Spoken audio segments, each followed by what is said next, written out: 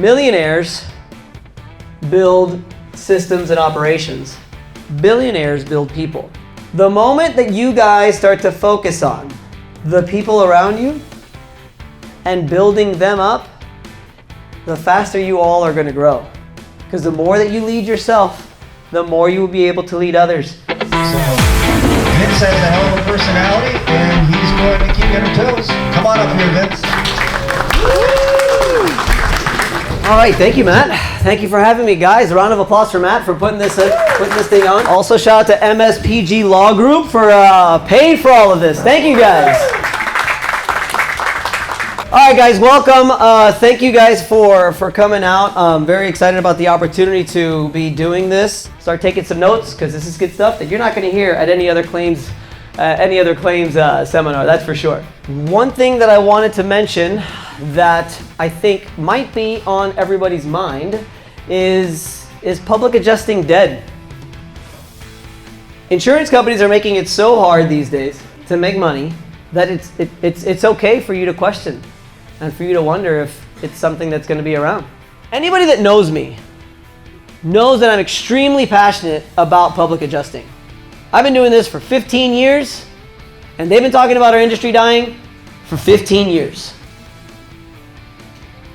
People talk shit about us all the time, but I know deep in my heart that every single one of you, a good part of the reason why you're here is because you may have been that person that got taken advantage of. Maybe you were bullied. Maybe you were on the other side of an insurance claim and you got pushed around. Most of the public adjusters that I know are in it because they want to defend the little person, and let's stick it to the man. But I want to focus on a couple of things today that I think are very important for us to be successful. Do I really think public adjusting is dead? No. I do think that we're going to be around for quite some time. But the problem that I see is a lot of times we're focusing so much on the claims part where we forget the actual business side of it. We forget the actual marketing side of it. I could stand here all day and talk about claims. And I'm sure you guys have been here all day talking about claims. So I'm going to change it up a little bit. Who here has not seen my YouTube channel? Cool. Damn. That thing is going great, apparently. So 2 people. So my name is Vince Perry. In social media, I call myself the commercial claims advocate. Guys, it's not because I specialize in commercial claims. It's just because I wanted more commercial claims. The name of the show is the Commercial Claims Show. So go ahead and, you got a cell phone? And you got a YouTube app? Who was the other one that raised his hand? You got a YouTube app? Can you take it out and subscribe? I got an hour, guys, so I'm like chilling right now. One thing that I've truly been very, very grateful for is that every public adjuster that comes to me and thanks me for the content, it seems like anybody that just gets into the industry, becomes a public adjuster, the first thing they do is they YouTube public adjusting, they see me and they binge my show and they watch all the content. So that's freaking awesome. Like that's not what I really expected at all. You know, the whole purpose of me at starting the YouTube show was just so I could honestly just get more claims, get more large losses, and it just turned into a thing that it turned into an entire other business that just keeps on growing.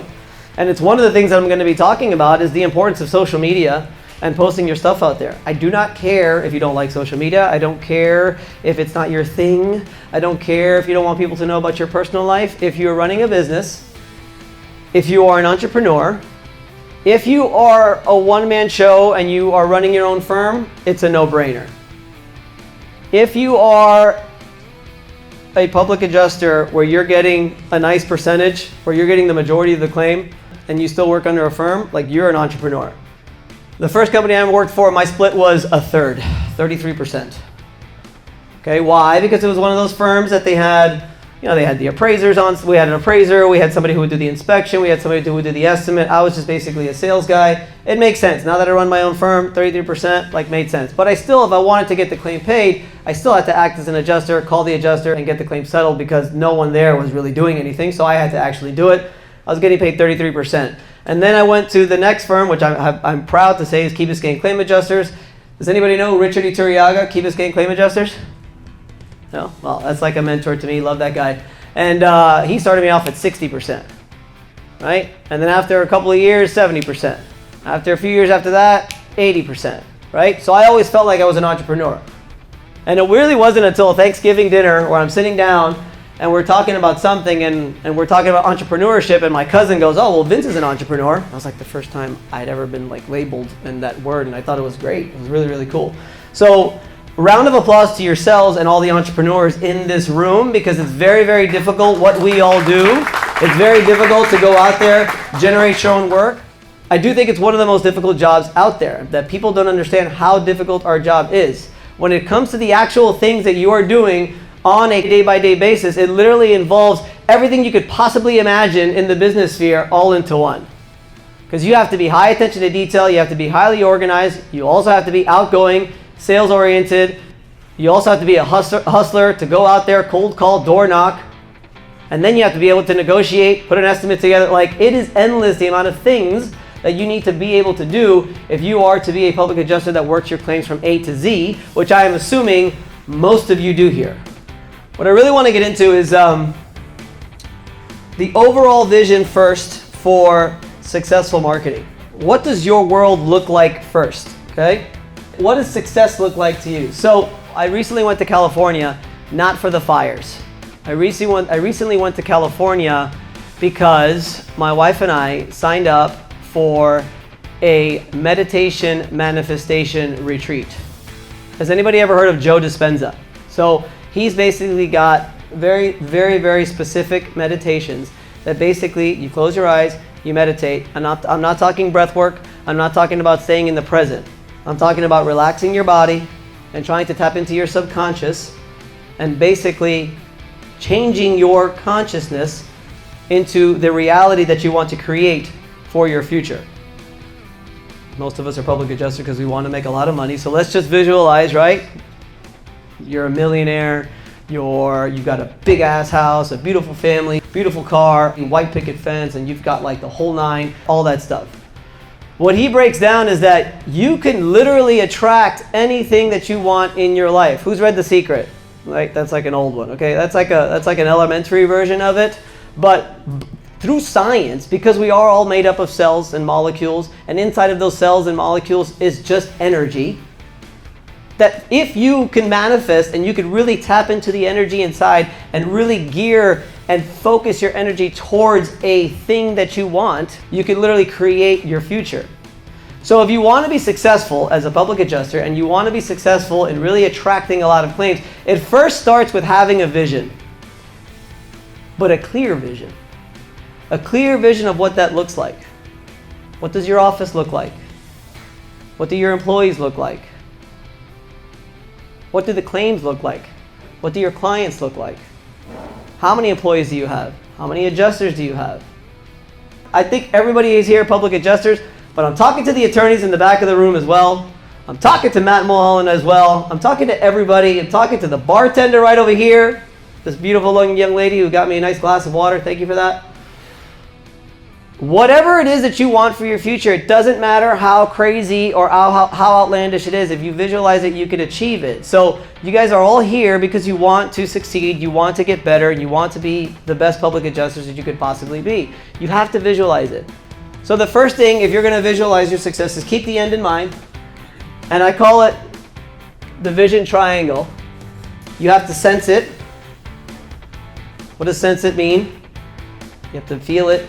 You have to smell it, you have to hear it, you have to touch it. Like, what does the ultimate successful public adjusting firm look like? So make sure that you sense it. That's very important. Make sure that you desire it. You gotta really want it. The easiest way that you can desire anything that you want in your life is to desire it for others, is what I've learned.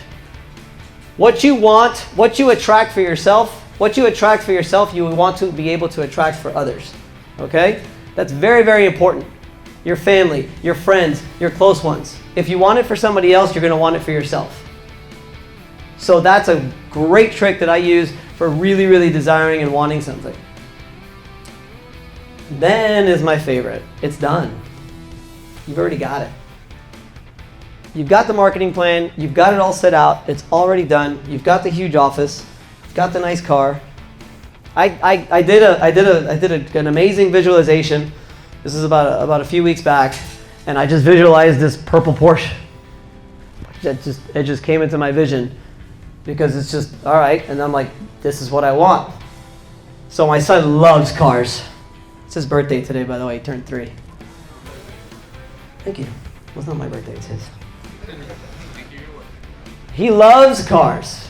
This fucking kid has thousands, I think, of cars at this point. Man, it's so many cars. Again, if you follow me on social media, it's like just cars everywhere. So after I have this visualization, I'm like, well, what cooler thing to do on a Saturday, because we've got nothing to do, then let's just go, let's go ride a Porsche. Let's go to the Porsche dealership and let's start expecting and let's start manifesting my reality. And I did it, and it was great. He had a blast. The lady, the salesperson, let me just kick it into high gear, and we were just going down the highway, not too far from here, and it was just great. If I could advise you guys to do that, if there's something that you guys really want, like some crazy big monster house that you see on Zillow, like go look at it. Just go inside, because that's how you create it. I'm still in touch with the sales lady, and I told her, I said, we're gonna get this by the end of the year. I have no idea how I'm gonna do that. But she's super nice, and I told her the truth. I said, no, I saw this morning, my kid loves cars, and I want to come see it. And she was super nice. I said, I'm not ready to buy. She's like, that's okay. I was like there, I was like, wow, I'm gonna buy this thing.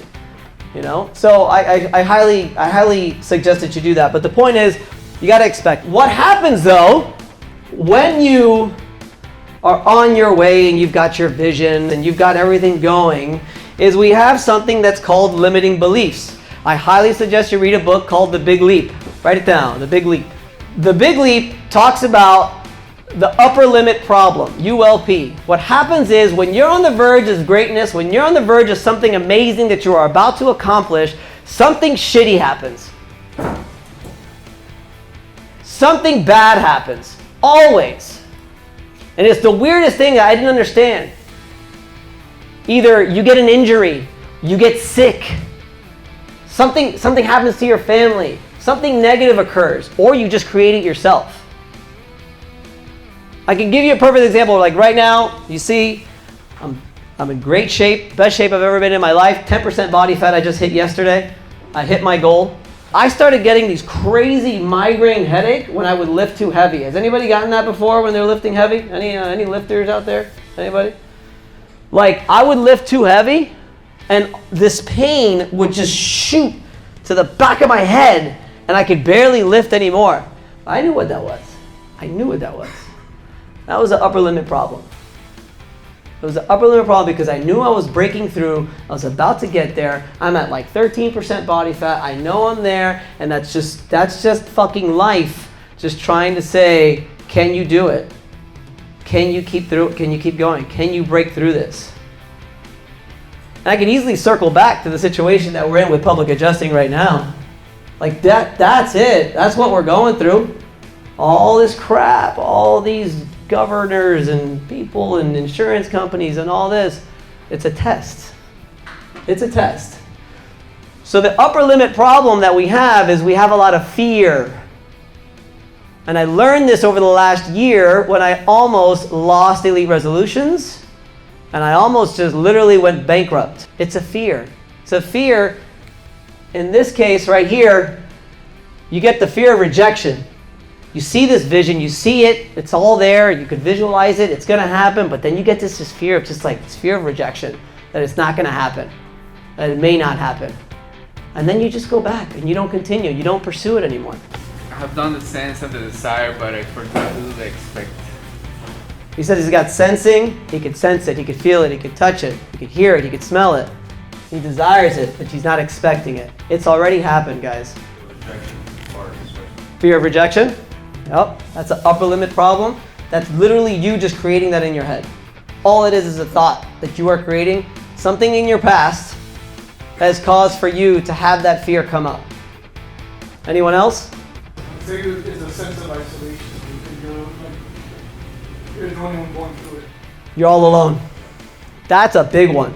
Honestly, that's the whole thing behind our mastermind. What we do every Monday and Wednesday is we get together and we just like talk about all our shit. There's training involved, but it's also just like, wow, that person's going through that too? Damn, okay, that person's going through that too. Like that's a big thing. in Think and Grow Rich, there's a chapter literally just dedicated to mastermind of bringing the great minds together, just because like it's just a great way to let it all out. So one thing, if you're going to have a successful marketing plan, or if you're just going to be successful at all, is you have to have a vision, right? And the vision breaks down into sense, desire, and expected. But the next thing you have to do is you have to lead. Who's the most important person that you have to lead? That was easy. If you're going to make an impact in marketing, in your industry, or whatever industry that you want to get into, you have to lead yourself. So that means you have to eat clean. You have to work hard. You have to be consistent. You have to do everything. If you're going to be on social media, shout out to Matt Mulholland, who's been on this grind with me for the last 5 years or so. The only reason why you guys follow Matt is because you see him out there doing it. The only reason why you guys follow me is because I have not missed a Content Wednesday on YouTube in 5 years. You gotta stay on the grind. So you have to, in your personal life, be a leader. Be healthy. Exercise. Read. Educate yourself. Become more knowledgeable. It's one of our daily non-negotiables in our mastermind. You have to exercise 30 minutes every day. That's right. And in my companies. You have to read 30 minutes every day. Non-fiction. You have to review your goals. Like, you got to lead yourself before you can ultimately lead the market. I don't know how much you guys would be following me if I was just like, every other Wednesday or so and whatever content, If you lead yourself and then you have to be a leader, that eventually you want to become a leader in the market. For those of you guys that are just starting out and you're new and you're not sure how to market yourself, just market the strengths that you have. Everybody's got strengths. It may not be in claims yet, but it could be in being on time. It could be you're very punctual. It could be you're just you always answer your phone. Maybe you're a former contractor, so you have construction knowledge. Maybe you're a former insurance adjuster, so you have experience on the other side. You guys all have strengths, okay? Use it in your social media marketing, okay, as much as you can so that you can become a leader in the market. Because when you lead yourself, then is when you start to influence others.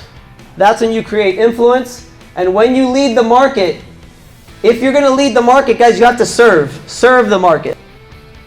I can't tell you the amount of times when I started the YouTube channel and it started to grow a little bit, how many times public adjusters asked me, why? Why are you giving away all this information? Like, you're the only guy that I see that's giving away all the secrets. My mission at the time, and I didn't know until I'm starting to learn a lot of this stuff just over the last couple of years, but my mission at the time was to serve, and it's created dollars. With direct sales, it's easy, guys. It's easy to keep track of it, right? I close a claim, I have a lead, I have a conversation, I close 50% of the time, I close 30% of the time, I have a certain amount of claims. It's easy. If you have good branding, if you have good marketing, if you're successful with social media, with your online presence and whatever it is that you're doing, you'll just notice the revenue just start to go up. So make sure that when you are leading, lead yourself, lead the market. It turns into you becoming an influencer of some sort to others around you, and you want to serve the market. We did an exercise yesterday. It was Gigi, it's recorded. Chris, I think you were there. Guys, write this down. Like, you're going to want to do this. Write down every single question that you have been asked. This goes to everybody in the back of the room as well. This is a great exercise. Whatever it is that you're trying to sell, write down every single question that you've been asked by your target market. If you just write down 10 questions that people ask, the most common questions, you create content. You create short form content out of that. You create long form content out of those answers. And you build your website, your landing pages.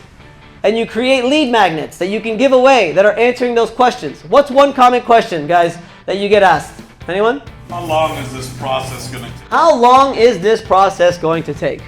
Okay? Here's what you can do with that one question. All right? Short form content, 30 seconds. If you're wondering how long an insurance claim is going to take, well, basically my answer to that is it can vary. If you have a good public adjuster and he sets up the claim correctly and we present all the facts all at once, your claim is going to get settled rather quickly. However, if you do not have all the proper material, do not follow the duties after the loss, it could take a lot longer, could end up with an attorney. It might even take a year or two to get your claim settled. If you need more information, contact Vince Perry at Elite Resolutions and I'll be happy to help. You've got a 30-second Instagram reel You've got a blog that you can put on your website with keywords that people are going to search. How long is my claim going to take? You could rank up top. You take that content, create a lead magnet. Do you know what a lead magnet is? PDF document that you can download with your logo at the top, all of your contact information, answering the fucking question in detail. Say, hey, if you're on my website now. If you're wondering how long it takes to settle an insurance claim, the answer is here. Click here now, but first, put your name, phone number, and email address, and we'll send it to you directly into your inbox. Now you just got a lead. And you can have a lead magnet in every single page on your website that attract different things. So if you guys could come up with 10 questions right now, you've walked away from this seminar with more information than you need to start growing your business. So lead yourself, lead the market, but then we have the limiting belief, right? Limiting belief, big time. When you become a leader, you establish yourself as a leader, you're posting on social media, you're acting like you know everything. And by the way, one of our non-negotiables at our mastermind is you have to post 3 stories a day. But you can't just post 3 normal stories a day. You got to take the camera, put your face in it, and talk to the camera. Fear of judgment. Fear of judgment when you start to become an influencer. I use that term very, very loosely, but I have the word up there. Don't have fear of judgment. Again, limiting belief. You're just creating that shit in your head. All right, so gotta have a vision. You gotta be a leader. You gotta be consistent. All right, so 5 daily non-negotiables. I'm gonna share this with you guys here and only here, but this is a secret that we have in our mastermind. Gigi, is it okay? Chris, is it okay? Our 5 daily non-negotiables. All right, I've already mentioned most of them. If you are going to be part of a mastermind, or if you're going to be part of Elite Resolutions, is number 1, Gigi.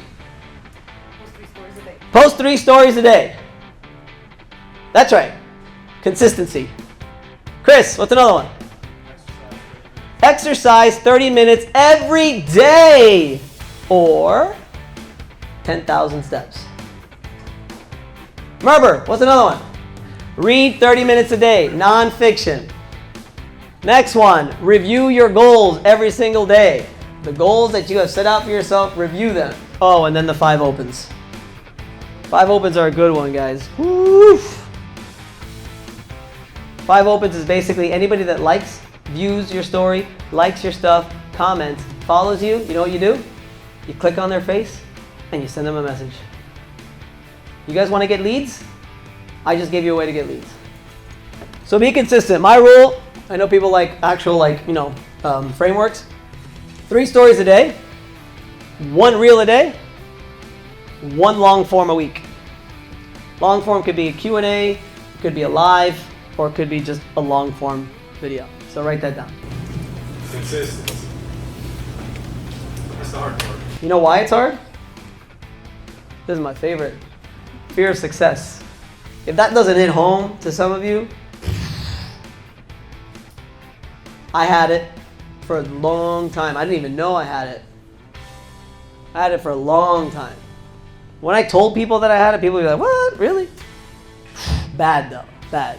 I almost lost Elite Resolutions last year because I put so many other people in charge because I didn't think that I was capable of doing it. I had a fear, quite frankly, of just success. Yeah. Fired everybody.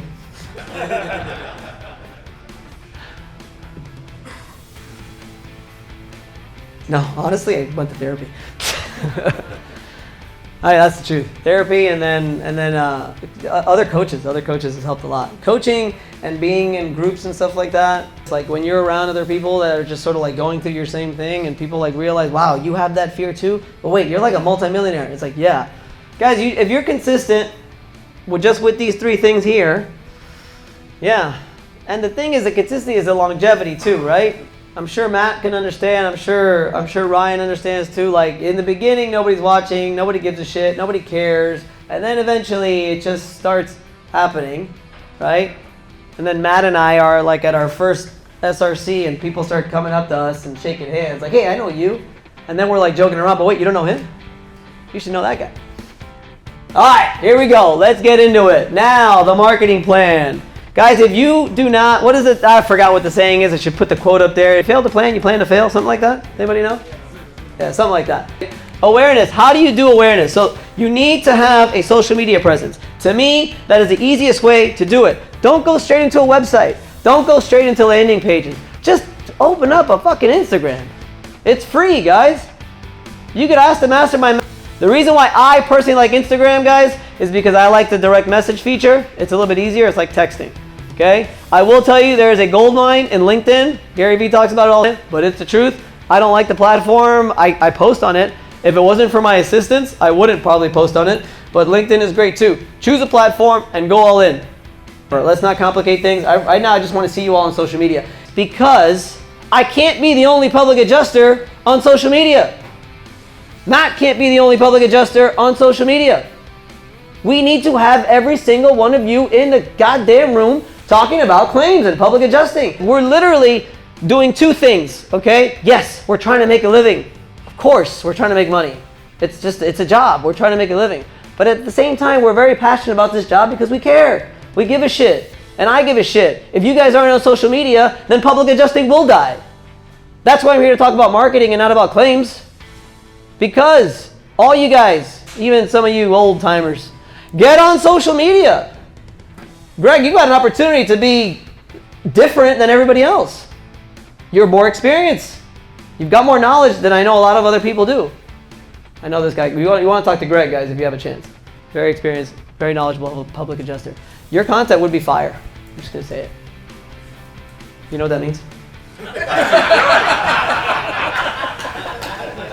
After you start building that, guys, then you go to the website. I'm going to mix website and landing pages. Does anybody know the difference? It's kind of different. It's kind of the same. All right, so you have a website. It's got all your information. It's got home. It's got contact. It's got all. That's like your website. When you go into one of those pages, technically that's a landing page.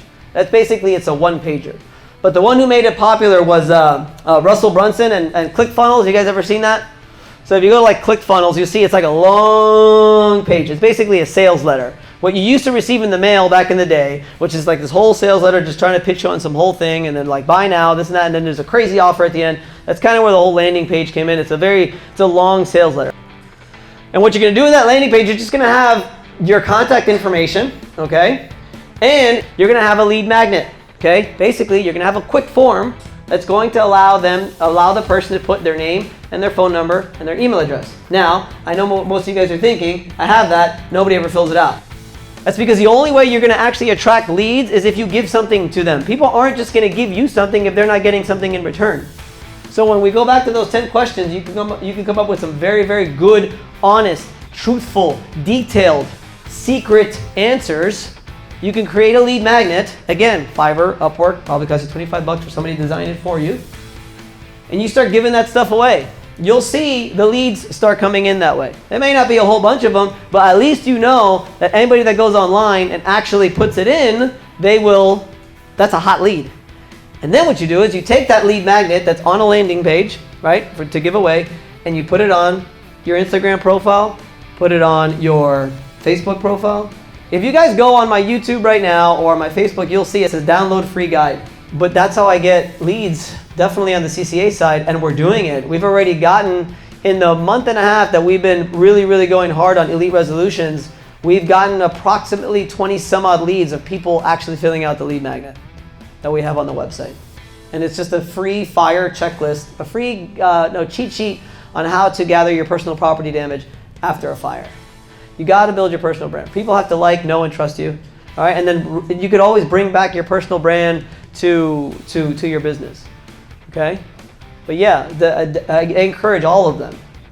The guy who does it the best right now is Dalton by far. He even puts his own like little adjusting name, Judd's Adjusting, and this and that. He's got lead magnets. He's got all of it, and kid gets a lot of leads. Websites, landing pages, and the stages. Like I am on today. You want to try to get on stages.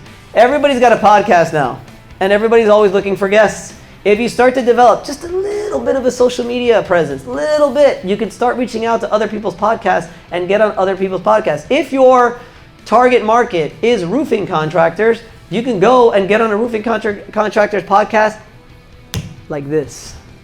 Easy. You just got to reach out to them. If your focus is real estate investors and realtors, just look it up. Get on their podcast. If it's insurance agents, who gets referrals from insurance agents here? That's awesome. I never figured that one out, but yeah. That's awesome. It's great. Jeremy too. You know, you could take stages however you want. You can go visit their office and talk in front of their people. Maybe there's a way that you can talk in front of their customers. If they're sending you leads, they believe in public adjusting, which is fantastic, so they'll probably want to help you out. Now we've got the eyes, it's time to engage. I remember when I first started the YouTube channel, and you start with 0. Everyone starts with 0. 0 subscribers, barely any views, but you stay consistent, right? Every Wednesday, all of a sudden I start getting comments. And I would get messages and people would start asking me questions. I'm like, wait a minute, these are real people. It took, honestly, like a couple months for it to click and just be like, wait, like this is actually coming across. Because I was in that like bot. I was in there like when you're speaking to a camera, you're speaking to a computer and you just post, like you see views, but you're like, are those bots? Is that real? You guys got to get that out of your head. Because it is 2025 and fucking everybody's on social media. Your mother, your grandmother, your kids, everybody's on social media. Everybody's got a Facebook, everybody's got an Instagram. So those are actual views.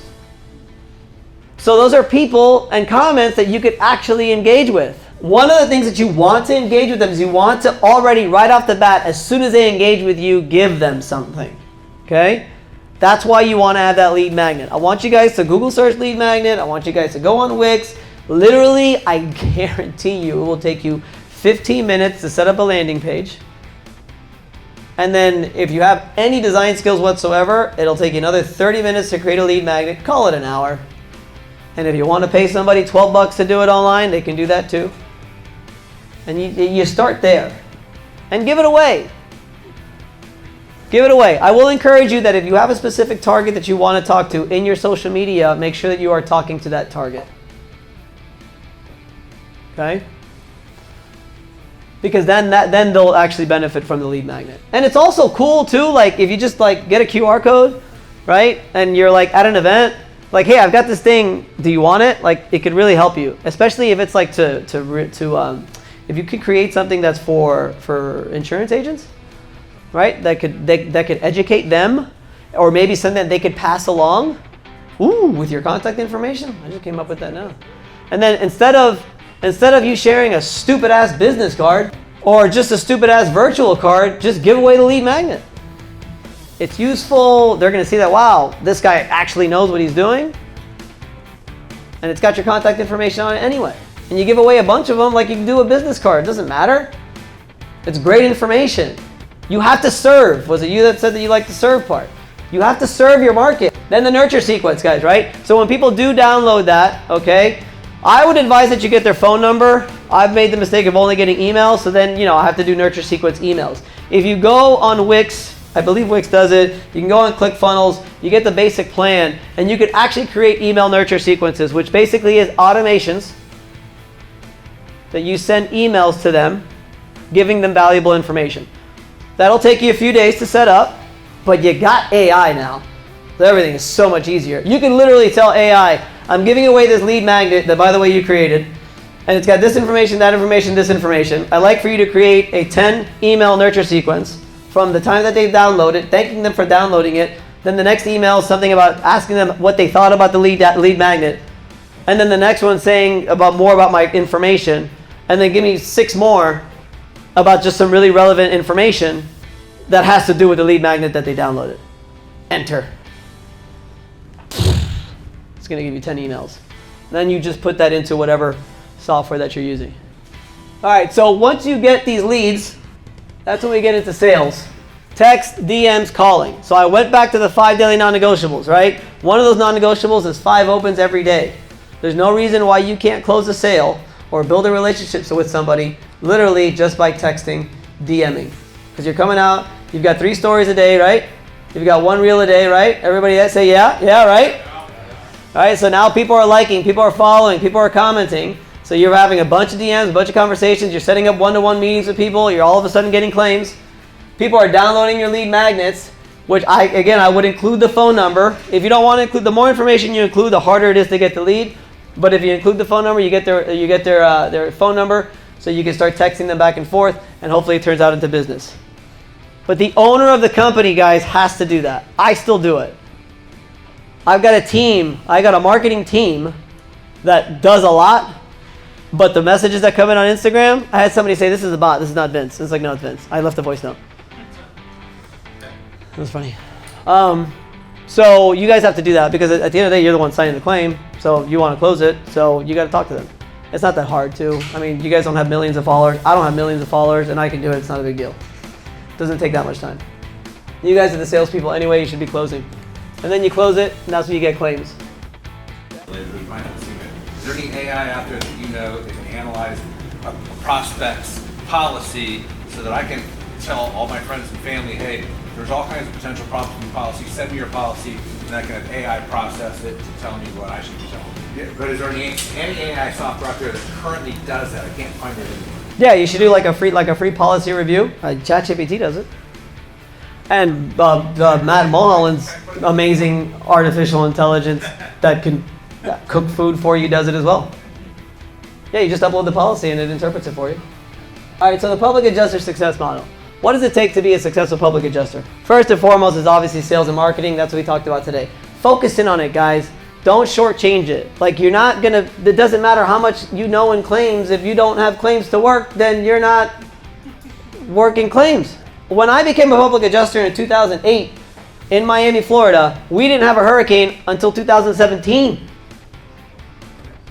I had to market the shit out of myself for 9 freaking years without a hurricane. I always used to say that it was great that I didn't have a storm because I allowed to build my own marketing at the time. Now at the time, guys, I'm more digital now. At the time when I started out, B&I, very word of mouth related, okay? And building relationships, which I think honestly at the forefront of all this, you should be doing that. If you guys aren't part of B&I, and I'm not even a sponsor of B&I or not, they're not a sponsor of me, I just really believe in it. You guys have to be a part of the local chapter. You're crazy if you're not. It's worth every penny. But it teaches you commercials, how to like give a commercial, how to do a sales pitch, and how to really build relationships with people. Sales and marketing is going to be your number one. Guys, you have to focus in on it. Didn't I tell you guys, read 30 minutes a day, nonfiction? Start with a sales and marketing book. The question is, what sales and marketing book would you read? I'd say anything by Seth Godin. Seth Godin is an amazing author on marketing. Write that down. Seth Godin. Fantastic. Systems and operations are very, very important. Now, what is systems and operations? It could be anything, guys. It could be anything from how you have your claims flow, right? We've talked about a claims flow ladder on how your claims should flow and how long they should be in each status. Everyone's going to have their own unique way. How much are you paying your adjusters? What are you providing them for the percentage that they're providing you? Right? What's the system? What's your sales and marketing system? How are you getting your leads? When you get your intake, where are you funneling those? Who's making that phone call? Have an idea. We create checklists. At Elite Resolutions and Commercial Claims Advocate, we create checklists. So I just had to make a move on the marketing side with CCA on videos and video editing and stuff. And so we have a new video editor. And I had to tell Zenga, most of you guys know who Zenga is if you've done any of my stuff.